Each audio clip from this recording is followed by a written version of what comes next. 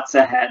I'd like to hear from each of you about what your process is at the start of a season or before a season starts. How do you choose what races you want to race? How do you choose how to space them out? How many A races can you fit into a season? Maybe Matthew, do you want to walk us through your process in terms of how you make those decisions at the start of a season?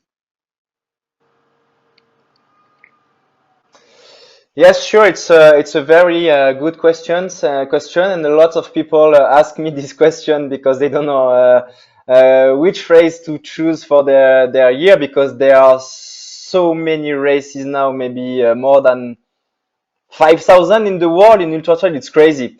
So first, before thinking of the future, at the end of the year in December during the Christmas time, I look back. I look back of in my season, the last season. I look back what races I did, uh, what was the best time I had with my not only the performance but with my emotion as well. What did I like? What did I dislike? And everything. And I try to analyze everything of this year to try to find my to confirm my why why I run and why I do that, and why I do this race, but maybe a new why, or a why that evolves.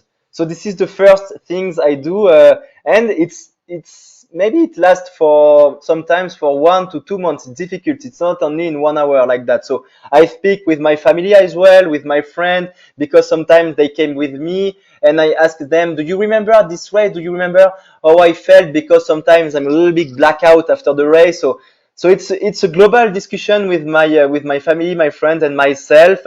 And I try at the beginning of the year to write on the paper what is my why I want to run this year, and then I try to choose my adventures and my races linked to this why. So then I try to choose one big objective in the year, and I put it like a big dot in the middle of the calendar. And this is the first part of the house I put on the ground, and then I try to build around my season. So it's easy because when I put this event, the 2 weeks before it's a taper. The 2 weeks after it's a recovery.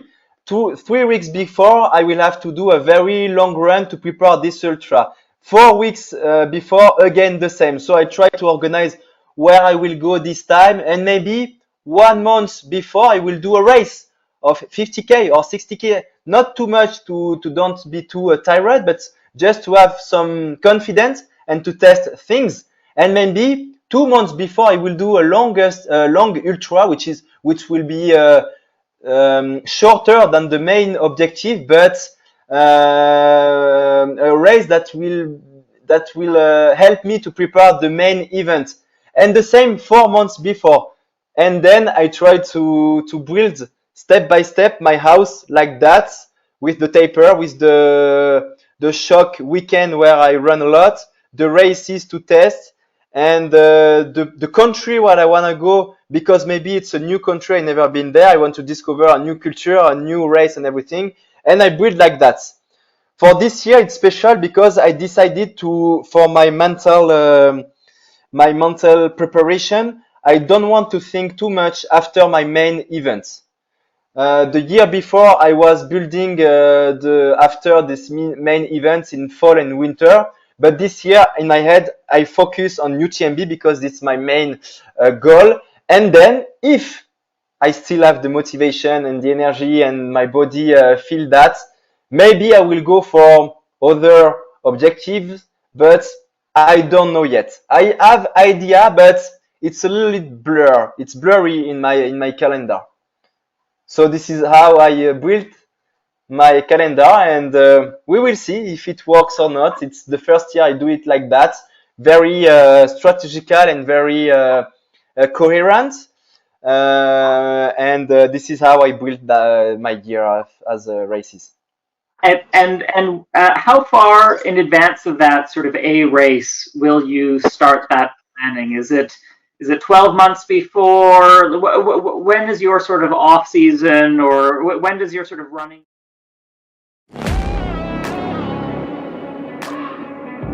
It's the first day you are going out in the hot weather and your body is not ready, but it will adapt.